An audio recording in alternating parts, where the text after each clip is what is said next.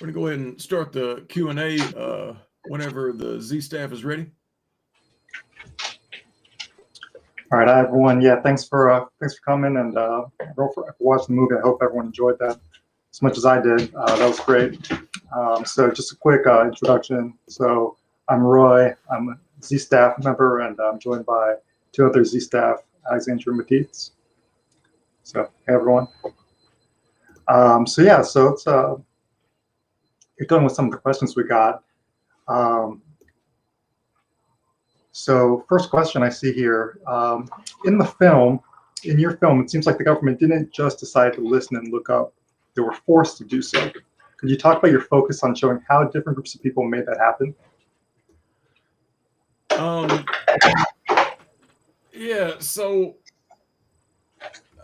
I watched the movie and thought, the first idea I had about the movie was that when I watched Don't Look Up, I thought it made a big statement about the media, and that's what I mostly wanted to do with this movie. But then, as I was writing the movie, I realized that I needed to make it about more than just the media, and so some of these answers are going to be things that were kind of stated in the movie as well. So the youth narrator says that even if the media would have been completely on board, it still wouldn't have been enough, and that it's going to require action from all spheres and all different types of communities. And so I wanted to kind of put in there the importance of having unions and worker solidarity, of having young people, of having consumers do their part, and different groups, because I think it is going to take all of us. And but having said that, it's much more difficult to get all those folks together doing stuff if the media is not on board. So I'm not sure if that answered it completely, but yeah, that's a little bit of it.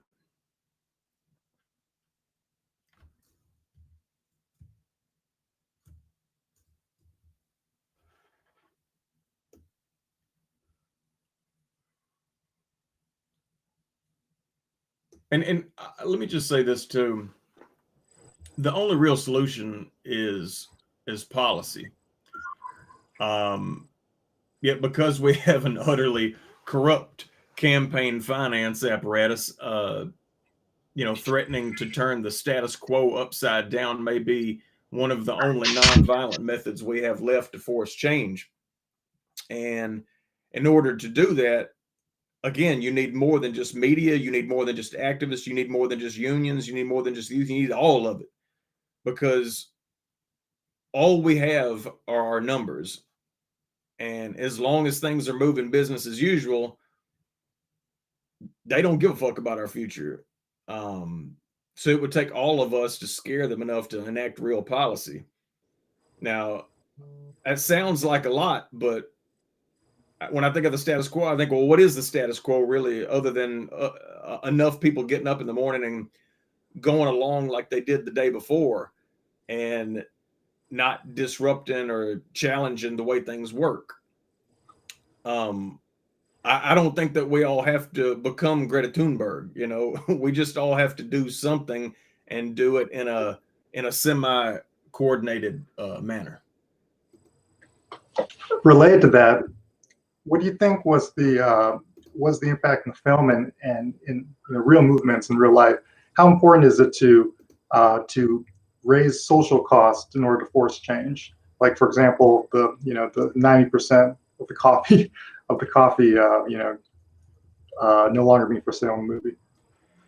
Yeah, I mean, I think that part of that had to do with a lot of people on the left have talked about that you have to make things too costly for the powerful to just continue on with what they're doing. And I think that that's part of it. If things can go along business as usual, then they will continue to go along business as usual. If people feel that much of a disruption in their lives, then they have two options at that point. They can either resist, that action, or they can join that action. But in a situation like this, you can't just let things go on business as usual. I've been thinking a lot about this movie in terms of climate change and Gaza, right? And as long as things keep going along business as usual, and there's not enough disruption to, scare those in power to enact a policy that's going to do anything about it, then they're not going to do anything about it. So we have a couple of questions also coming in via email, so I'll kind of sprinkle those in as well. Could you talk about your work putting together this film, and how did you build your community of people and develop the project? And did you learn anything from that process you'd like to share? Yeah, so the original idea wasn't really even this movie. I remember watching Don't Look Up, and I enjoyed it. And I remember reading a lot of the reviews of people who just despised it. And one thing I wanted to do with the movie is make it to where it doesn't really matter whether you love the movie or you hated the movie. You could still enjoy this movie, and is kind of a projection of what you want to make out of it. But the idea at first was, I was like, I'd like to maybe write a piece or even make a short film about why people aren't getting mad as hell, like the two characters in Don't Look Up did. And I thought, nobody will care about that. They've already seen the movie, and that didn't seem to move anybody. So then I thought about maybe a satirical short film posing as a news report about why nothing had happened, and kind of making these fake interviewing insiders and anonymous sources. But again, that seemed too ignorable as well, because Don't Look Up was a blockbuster movie and people seem to ignore it. So I thought, if I'm going to do satire, the much funnier thing would be thinking about how absurd it would be if everybody did do the right thing and looked up and got mad as hell. And I think that because that sounds so absurd, and yet that's the absolute sane thing to do, I thought that's where the satire is at. So that's where I got the idea to write the movie. As far as putting it together, there's over 20 cast members in the film, and I don't know 20 actors. So I had to figure out how I was going to fill those roles. And half of those were folks that I knew from back home or where I'm living now, and a couple living around the country. And then half of those were either members of ZNetwork staff or members of Real Utopia. And the vast majority of the cast, almost everybody, did this completely out of generosity, either because maybe they liked me and wanted to help me out, or that they believed in the project. And I should say that a good deal of them did not want to act, and it scared them to act, and they but they did something. They said yes, they showed up, and they took a chance on this. And if I can think about any message in the movie, that's it. That I didn't know how to make this movie. I'm not a filmmaker. I'm a writer. But I said yes, I showed up, and I took a chance, just like they did. And it turns out we made something pretty beautiful, I think. And I think that's the biggest message is that we've got to get people to say yes, to show up, and to take a chance. And if we can get enough folks to do that, then maybe we can, maybe we can see something else that's beautiful. Maybe that's a little bit I don't know, pie in the sky, but I think that when you ask people to act and they don't know what to do, sometimes that's the whole thing that you can do, is just show up and see and get in where you fit in. And that's what I was trying to do with this movie. If it hadn't been for them, I would have probably spent trying to find actors another $2,000 or $3,000, $4,000 on the film. I made this film for under $1,000. And if you've ever looked into movie budgets, there's like budget, and then there's like low budget in the industry, and low budget is anywhere from like 20 or 50,000 all the way up to 200 or 500,000. That's like low budget, right? Then there's something called no budget, and no budget goes all the way up to $10,000 or $20,000. So I don't even know if I qualified to be in the no budget category, because I swear we did the whole thing for less than $1,000. Again, only because the cast was generous enough to help me out with it. But having said that, we did a whole lot with those little resources. And again, I think that's a big part of the message itself. Yeah, there's like a central theme running through here that you carved out a new category in the filmmaking process itself, in a sense. Yeah, and part of that was that when you don't have any kind of dough, you have to build it into the story. So one of the things I wanted to make sure is doing it like this, where some of the resolutions for some of the takes were different than other ones, and it wasn't going to look like a blockbuster movie. So I wrote a story where it's a teenage girl doing an entry for a journalism contest, and so I figured if I build that part into the story, it becomes less distracting for the viewer as they're watching, and they just accept that, of course, it's supposed to look like this, and then they can focus in on the story. And I think that my cast members did such a good job that people can really focus on the story. So given that most of the cast members were not professional actors, I'm assuming you must have an amazing outtakes reel. Is there any chance that we're going to get to see that? If I put out the outtakes reel, I'm afraid that some of those cast members may never speak to me again. So I'll probably put one together and we'll share it internally, but I don't know if I'll ever put that out to the public.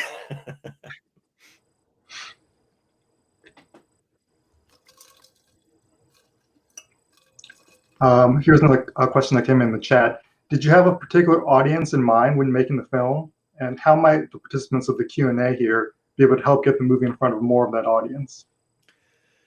So there's basically two audiences, and this is kind of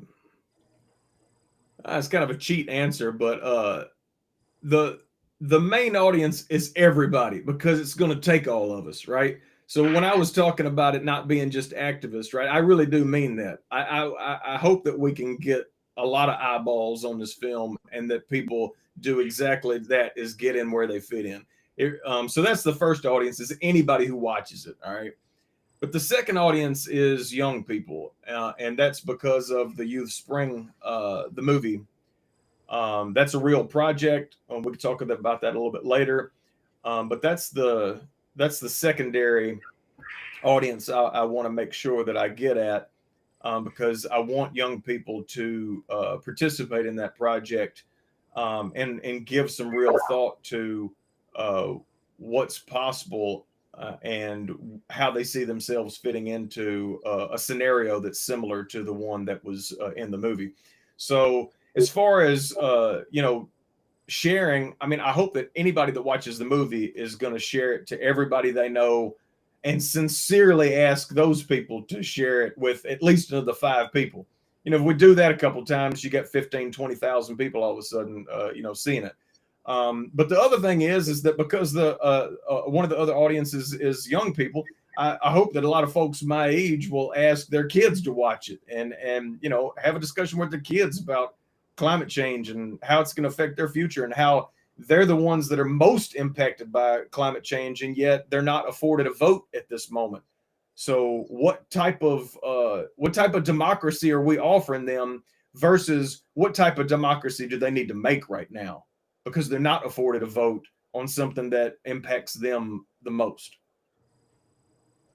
Could you talk more about the real life Youth Spring project? So I had the idea for the Youth Spring. I had the like. I worked with Cooper, who was in the film, kind of fleshing out some of these ideas, and we couldn't exactly figure out how to launch it. And then I came up with the idea for this movie, for Don't Look Up Again.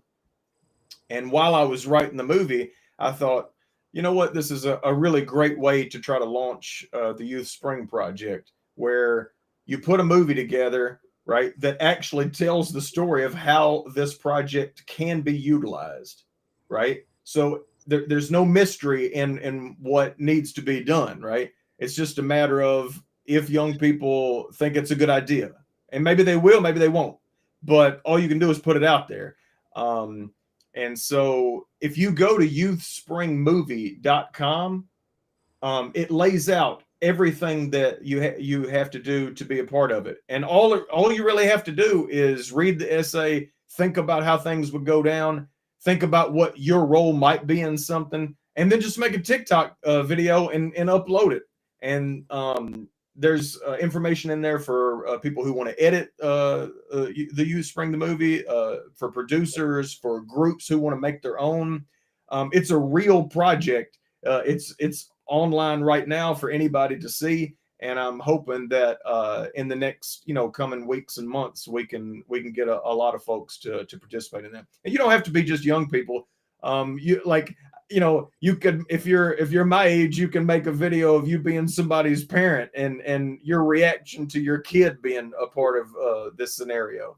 So it's all different types of ways that you can be involved. And the biggest way to be involved, if you don't want to make videos, is, again, to share it with everybody you know, and especially share it with people that you think that might be interested. And there's a website for that. We can get more information about that, right? Yeah. So the Youth Spring, the movie website is youthspringmovie.com. So it's youthspringmovie.com. And then I think at the bottom of this, in the description box, there's the link to the page for this particular movie, which is unsafemedia.com/again. And then that has, again, information about this film, and then a link to the Youth Spring project as well. Got it. Yeah, we'll put all those links in the description, the Youth Spring one as well. Yeah. So another question came in from the chat. Do you have any plans going forward for outreach to grassroots and media activist groups? Yeah,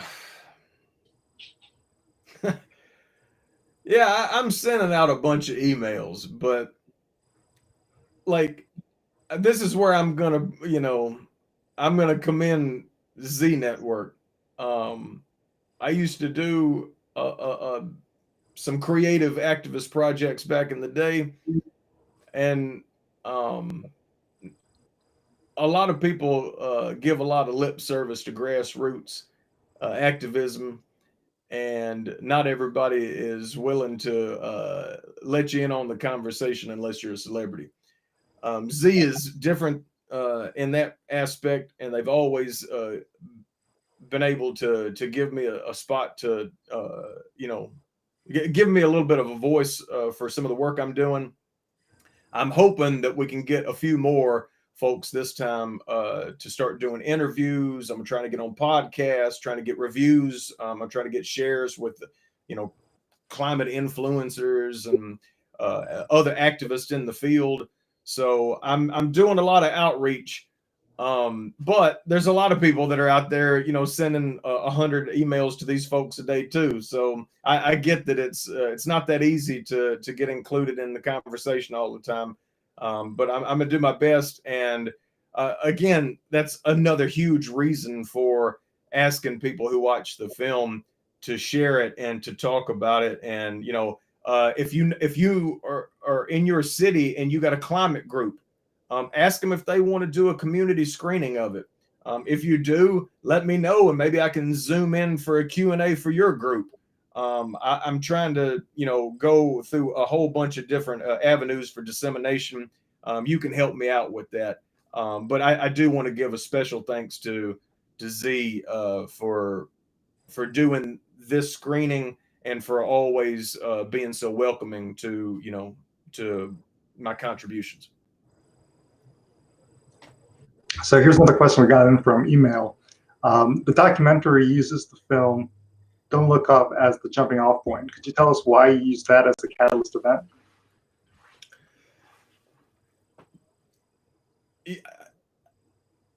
Like I said, I remember watching it in December when it came out in 2021, and I really enjoyed it. And I don't know that, like, honestly, it kind of made me a little bit ashamed for not doing more. And I guess, like, and also too, after that, it wasn't just that some people liked it and then went on about their business like most of us did, right?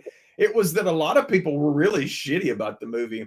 And I went through dozens and dozens of reviews, and there's so many people that were just like savage in the movie. And I just couldn't understand it, because even if you didn't like the execution of the film, which is, it's a blockbuster film with great actors and great performances, and but even if you don't like that, even if you think Adam McKay is an asshole for for the way that he pulled off the movie, there's still a huge point in it that none of us are looking up at the comet barreling towards us.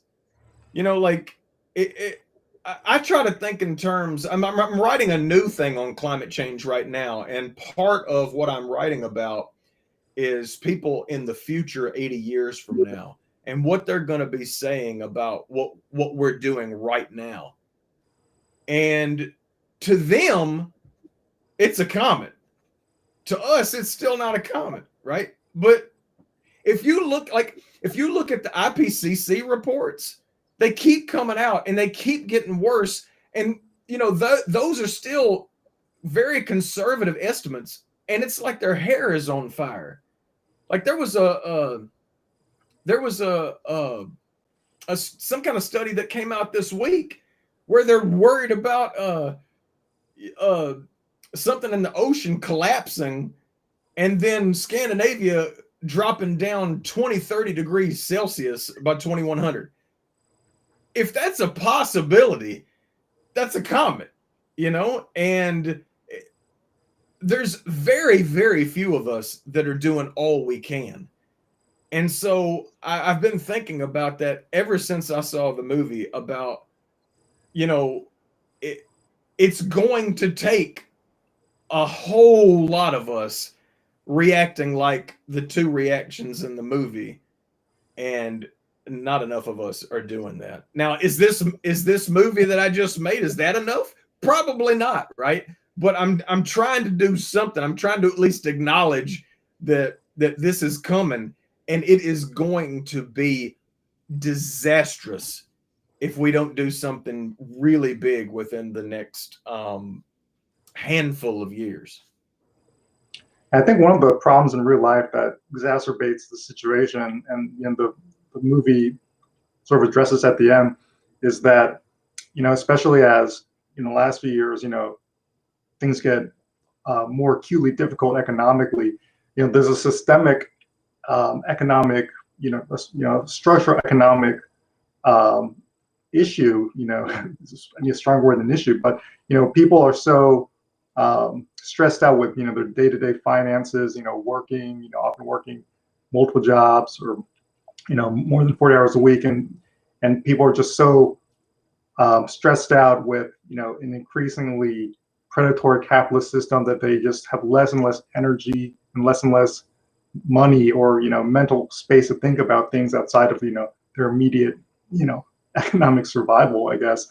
And that sort of is the exact opposite of what we need. And that I feel like that's a sort of increasing pressure that is distracting people in a sense away from the incoming comet. Well, so that's a good point. one of the things I wanted to do in the movie so there's a moment where Ed in the movie says that what he loved about Don't Look Up is that it wasn't overly prescriptive. And it's, it's kind of a wink, wink, right? Like he's saying this in a movie that is completely prescriptive. And so in this movie, I wanted to give ideas for things that we could do. And one of those was the idea of a nonviolent civil disobedience clearinghouse, where people could go to a place where they could look and see, oh wow, these are all these different options for things that maybe I could do. Which one of these do I think that I might be able to pull off? Where it's a get in where you fit in type thing. And I want people to think in those terms. It's another reason why I kind of put the actions as flexes, right? Where it wasn't something where, like you said, people who have these day-to-day lives, have stresses in their day-to-day lives, are having to commit to 200 days of action, right? It's getting enough people to flex for 2 or 3 days to show what type of actual power they have if they decide to then extend that if those in power don't respond to it. So I tried to keep that in mind and give people some ideas and maybe prompt their own imagination of how they could get involved.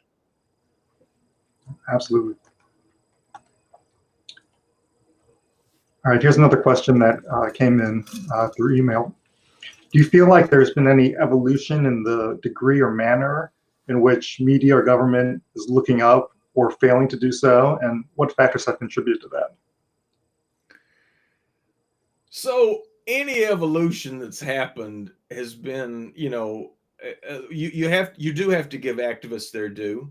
You have to, right? And then part of it is because people just see it now.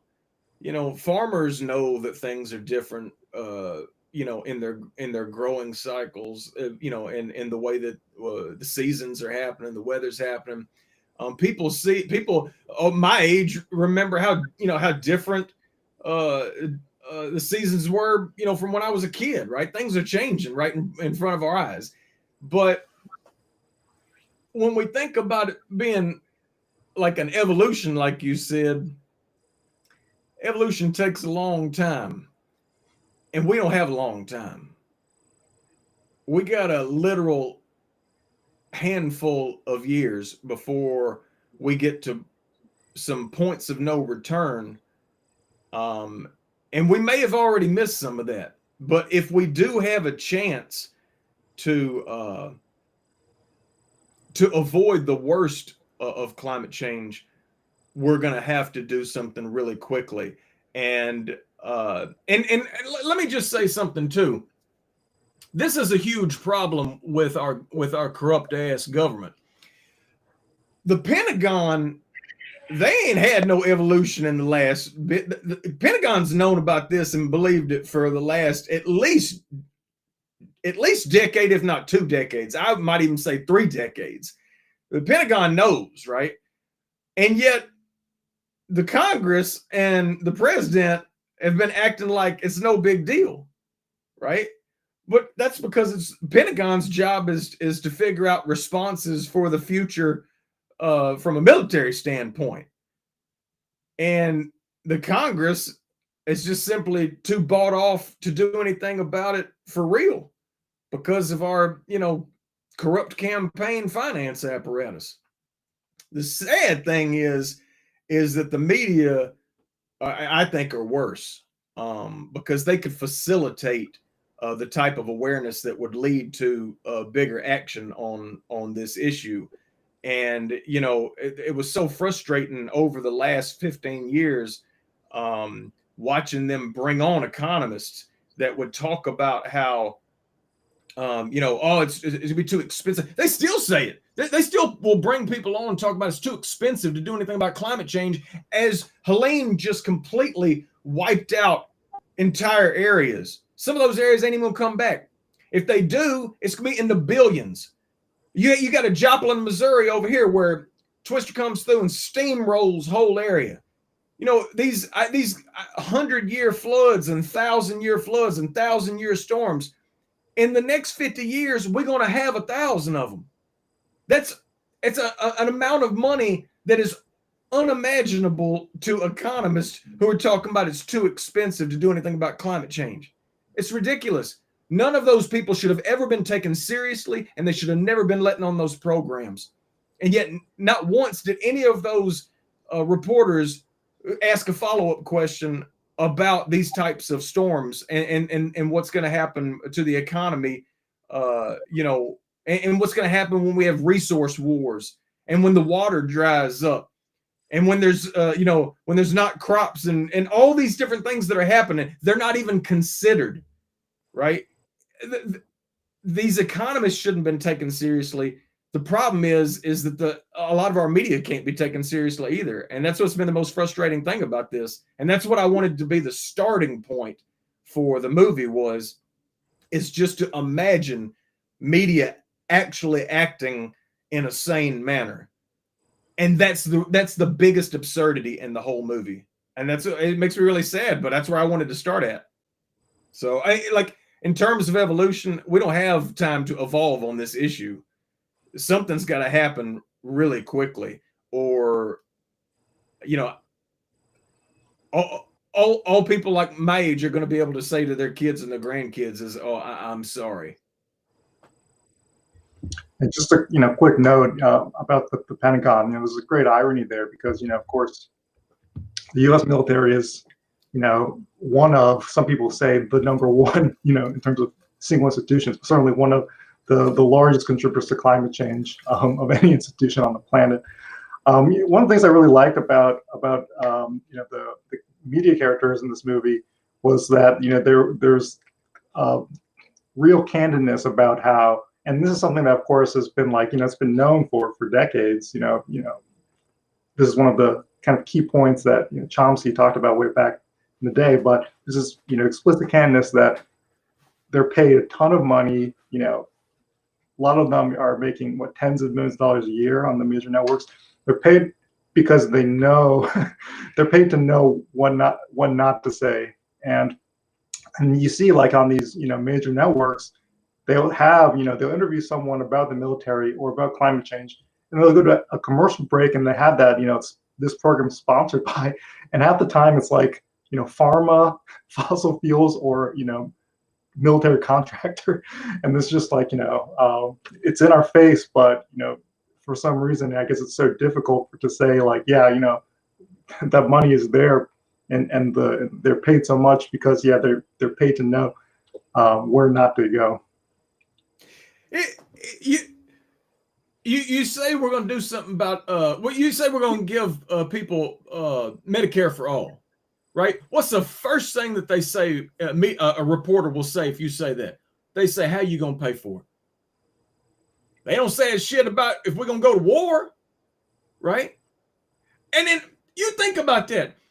You tell somebody this is what we actually need to do about climate change right now to avoid the next 100 years of resource wars, climate refugees, you know, mass plant animal extinction. You say that, and then what's the first thing they're gonna say? What? How you gonna pay for that? The idea of asking how you gonna pay to stay alive is fucking crazy. But that's exactly where we're still at. Yeah, they acknowledge it's a real thing, but just like they acknowledge the comet coming towards them, right? But they ain't gonna do what it takes to do anything about it. And why? Because they lose their gig. That's the one thing I loved about Alexandra's performance is when she mentioned her lines about her apartment and her 6 figures and, you know, her 7-figure job and all that she had to lose. I remember in her performance, she smiled when she said it and was almost like, you know, like kind of giddy about it, right? And I love that because, you know, when you get to that place and you work so hard to get to that place, you ain't eager to throw it away. That's just the truth. And that's what keeps a lot of these folks, you know, not not asking those follow-up questions. But let me say this though. I saw somebody brought on Jeremy Scahill on MSNBC this week, and he said the words I think he said the words extermination in reference to Gaza. And we need a lot more of that right now, because that situation is disastrous. And I want to see more people coming on talking about climate change in real terms of what it really means. Because if some of this stuff goes sideways the way that some of the scientists are worried about, we're going to see destruction and suffering on a scale that most of us can't imagine. That's a real thing. I was in Copenhagen in 2009 for the climate conference, for the COP.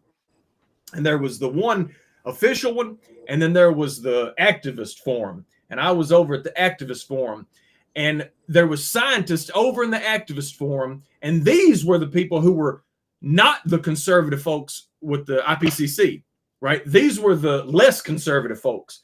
And even the people there in 2009, they were saying, well, it'll be, some of them said, it'll be 20, 30, it might even be 50 years before the United States starts to see some of these things that'll be so devastating. It'll hit the global south, in certain ways a lot quicker, and we won't see. And some of the things that they predicted the United States finally seeing, I saw within 5 years.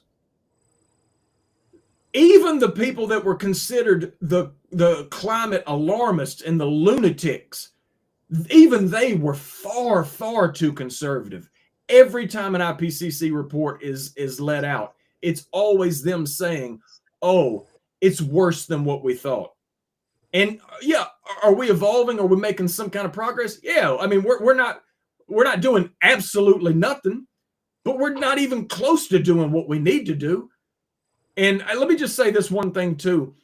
And I know that this is going to sound pretty frustrating, but during that conference, there was an activist there from Northeast India, and she was talking about how this was 2009, and she said, we've already been seeing climate refugees where she's at for years and years.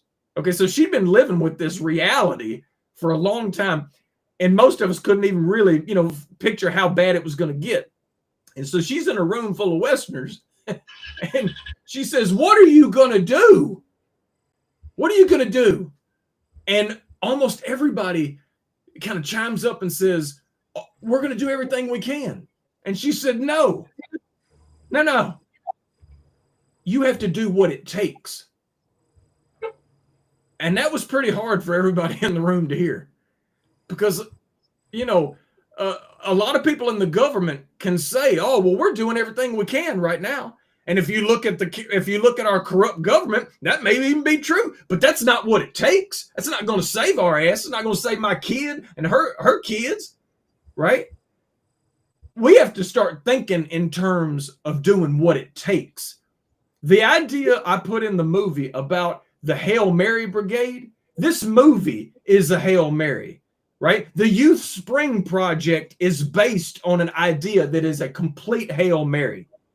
And I feel like we're at the place now where all we have left, if we're going to actually get something done within the next few years, is to keep throwing as many long shots out there as we can and hope that at least one of them ends up in the end zone. That's how close we are to getting to the point where we're not going to have as much ability to do a lot of this stuff. Now, some people can say, oh, you're being an alarmist just like those folks were, but the mainstream and even the conservative scientists have caught up with this now. And what I'm saying is not controversial at all if you look at the science and the scientific predictions. I think one of the messages that really needs to be conveyed and internalized, not just by activists, but really by anyone who wants to see change, and not just on climate change policy, but in general, is that you cannot, rely on, if you're just waiting for people who have power, whether it's the corrupt government or the powerful institutions, corporate media, corporations, they're not going to save us. The elites and powerful institutions and, you know, sources of, you know, money and capitalism are not going to save us. And, you know, and if you actually look at, you know, what measures have been taken, a lot of it is, okay, let's amass more power and resources so we can mitigate for ourselves the consequences. They cannot be relied upon by people as a whole to actually solve problems or make change that people need. And that, you know, that goes, you know, beyond just climate change. The only way they'll do what it takes to save us is if they think that they're saving themselves. Right? I mean, I think about it in terms of the New Deal, right? Like they have to think that the status quo is going to get turned upside down and that they're going to lose what they have. If they think that they're going to lose what they have and they're trying to protect that, they'll come across. I mean, we're not even asking them. We're not asking all the industries in our economy to let go of anything. All these things would actually be a boost to the economy if you had a sane economy. All right. But it's not even a big ask. And all you're asking is to save their kids and their grandkids. The only way that they think that this is not a problem for them is if they think they've got enough money and enough juice for their kids and their grandkids to not have to pay the price for it. And I think that is super short-sighted. I don't care how much money you got. And so the part of that is you got to scare them into thinking that they're going to lose their place in maintaining the status quo. I think that's what we got to. We have to think in those terms because they ain't trying. They don't give a fuck about us. So they give a fuck about themselves. So again, that's what happened in the New Deal. You know, and I think there's other examples for that as well. And I think that we need to heed those examples. Yeah, I'm assuming a lot of people watching this are aware, but you know, FDR, you know, kind of infamously remarked that, you know, his great achievement was, you know, rescuing capitalism from what would have been, you know, potentially revolutionary protests by actually giving people something with the New Deal that they needed. And it, you know, really did take that prospect for the elites that, yeah, they're gonna get the system upturned in order to actually do something for the benefit of the people. As a quick side note, also, if anyone hasn't seen that clip recently of Jeremy Skay on MSNBC, it's absolutely worth a watch just for the gratification of watching, and also for, you know, for the message, because he calls out, you know, the MSNBC host that whose program he's on, calls out the network, you know, to the host's face for basically being complicit in whitewashing genocide, and you know, the lesson kind of should be, you know, he's only getting good reactions and good press from it. You know, that was, you know, a courageous act, you know, in the world of media, but in terms of personal benefit for him, as far as I can see, that actually, you know, as it should be, is a, you know, personally beneficial, you know, reaction he's getting from that. Well, and part of it has to do with changing the narrative, right? If he can say that on MSNBC, right, and Gabor Mate can go on Theo Vaughn's program and get Theo Vaughn to call what's happened over there a genocide, and you can have this program over here. Yeah, CNN, you brought on somebody 2 weeks ago that said it was a genocide. We're watching a genocide happen, right? Well, then that starts to change the media narrative in real time, right? Same things needs to start happening with climate change, right? We need to make it an acceptable framework to talk about the actual consequences of doing nothing, right? And the more people that go on these shows and actually do real talk about it is gonna make a difference. But that ain't what really happened in this movie, right? What really happened in my movie was that it was the staff and the unionized staff that stood up and demanded it happen, right? And I don't want that to be missed in thinking in terms of, oh, it's the elites that do it, like it's oh, we got to wait around and hope that somebody on CNN says something. No. It's the only way that any of this stuff happens is if people like me and you make it happen. And I wanted that to be a big part of the movie, is that none of that would have happened if it hadn't have been for average, regular folks. And like Laura said, people who you're never going to know their name. If they ain't in it, you ain't going to win it. Absolutely.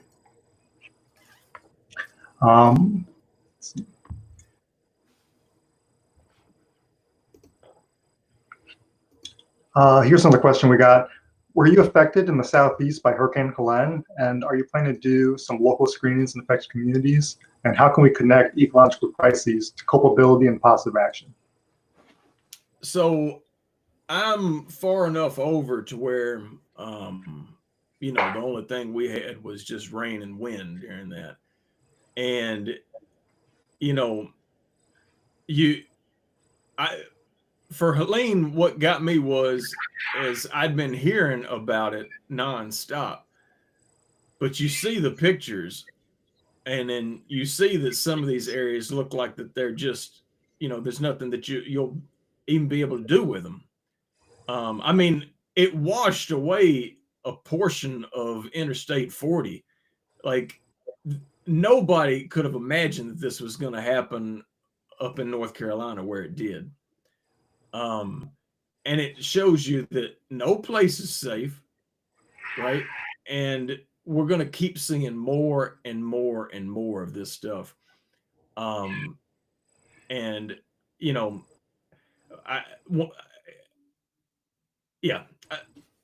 Helene's not going to be like you're going to see so many of these that people will forget, just like that oh yeah, I remember Sandy. Oh, I remember Katrina. Oh, I remember Helene, right? It's like I bet people know more of these giant storms than they could name presidents, right? And it's only going to be more and more and more of these things. I don't know. I don't know what else to say beyond that. We got lucky that we didn't get hit worse than what we did. But a lot of those people, they ain't going to be able to return. So. Yeah, I forgot what year it was, but it must have been, Katrina was when it was 15 years ago, roughly, something like that. But, at the time, it was a catastrophic event, and it was a catastrophic event, and it was, everyone felt that it was a catastrophic event. But, if you, weren't like of a certain age where you were kind of aware of the media when Katrina was happened and was reported on, like you would never actually get a sense of like how bad it was, and we just sort of moved on from it. But yeah, like you said, like it keeps happening. We can name them, but there needs to be this sort of recognition that the severity. It's not like these are no longer rare events. Well, can I just say too, like the media covered Helene, the aftermath of Helene. They covered this, right? And they would show these pictures, and they would they'd interview people, and it was gut wrenching, right? But they would only like slightly mention climate change after that, if at all, right? So it's like an afterthought, like, oh yeah, the scientists say that this might. Oh man, like. Yes, you tell the story of what happened to these people and the real suffering that they're going through. But then you got to make climate change just as big a part of the story, and that's not happening. So again, everybody sees the comet, but we don't really acknowledge it. It's right in front of us. You got this horrific thing that happened in North Carolina. People could not imagine this happening, and they still ain't talking about it like it's a real thing. In my opinion, they insulting the people by not acknowledging what brought us this, And with Let Helene, be like sort of most recent lesson in the U.S. Whenever anyone says something like, "Oh, climate change is really that big of a deal," would people still be building and investing and buying, beachfront property in risk areas? As we can see, the answer is yes. Profit seeking is in fact that short-sighted. Just look at the amount of commercial damage and loss Helene wreaked. That obviously those investors were not expecting that to happen. But profit seeking, when that drives the system, is in fact that short-sighted, unfortunately. Yeah, but I will say this: if the insurance companies ain't going to insure these people no more, then I think people are going to change their mind about some stuff, and they looking at the same stuff that we're looking at. So, yeah, we'll see. Could you elaborate on the discussion that was highlighted at the end of the film about how the underlying structure of capitalism will keep producing crises, and about how some of the campaigns in the film had plans to keep pressuring for systemic change versus just being satisfied with the climate bill alone? Yeah. So somebody asked me, why there wasn't more vision in the movie, and part of it was because I really wanted it to be about the short window of time we have to do something about climate change, but I didn't want to make this a movie where I only talked about the symptoms and didn't talk about the infection or the disease, whatever you want to call it. And so at the end, there are people, in the movie that are like, they're happy that we did this thing about climate change, but they kind of feel still a little bit deflated, and that's because, we didn't do anything about what brought it to us. And I think that the conversation has to have capitalism in the conversation at all times. You cannot ignore the reason why nobody's doing anything about this, right? You can't ignore it. That's the reason why we don't have real democracy in the United States, is because of our capitalist system. And it's the reason why, we're looking at mass extinction, because capitalism seems to make more sense to these people. I don't get it. Because those plants and those animals and all the people that's going to die, you can't get that back, right? But they just want to see business as usual, and it's grotesque, right? That's what provides the absurdity in the movie. That's what it makes it such a satire, or makes it not a satire at all. It's a good point also that you just mentioned about the animals and other life, because I think that we sometimes in discussion there's understandably a lot of focus on the direct human impacts. But even if you're someone who doesn't care about animal life, there's a huge issue with collapsing biodiversity, because obviously it's far from just human life that's being impacted, and species loss, biodiversity loss is a huge issue.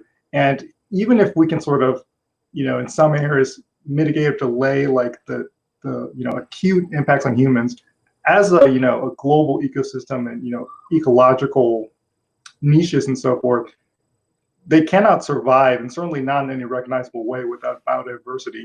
And so it's not just about and therefore certain technological solutions to sort of deal with the human impacts in urban areas are not going to save us. There really has to be a globally systemic change, because even if we can save ourselves, we can't really if we don't have biodiversity on the planet.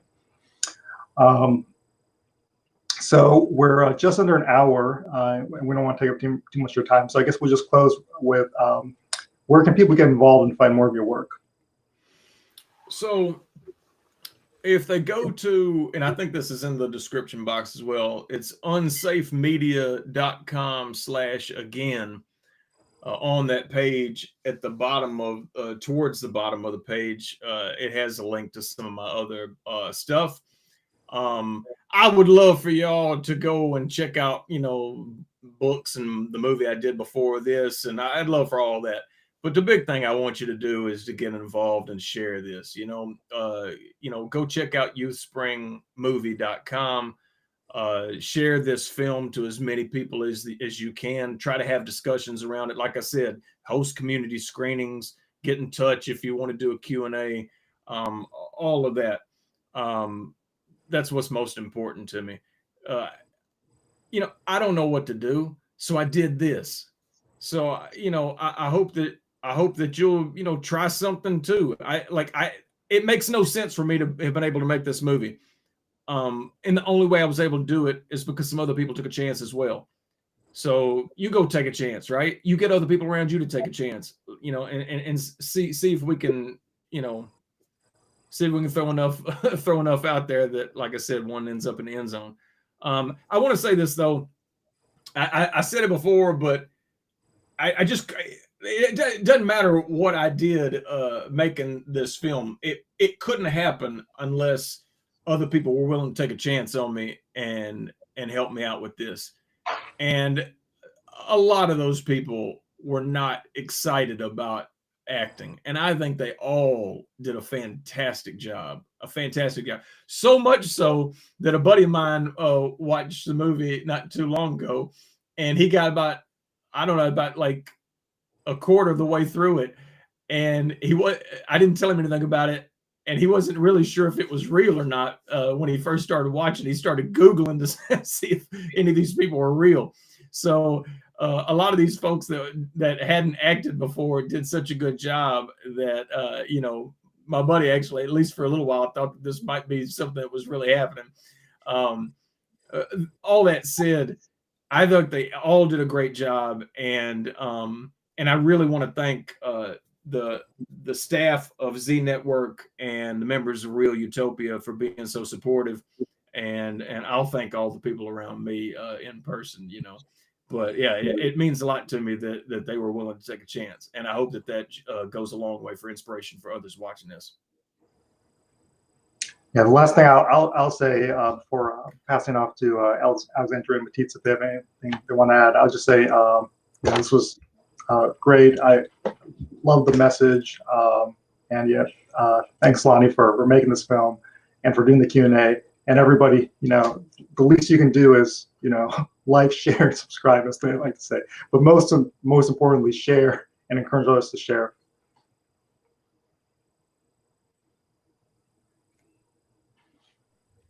Alexandra, Matisse, do you have anything else you want to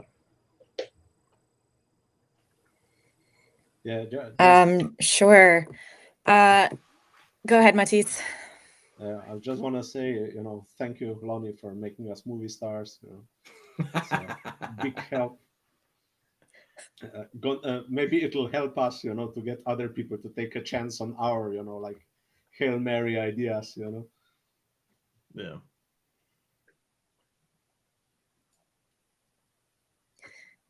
Yeah, now that we've got that red carpet status, our calls for actions and engagement in znetwork.org are really going to benefit, I think. So thank you for being the director that made us stars.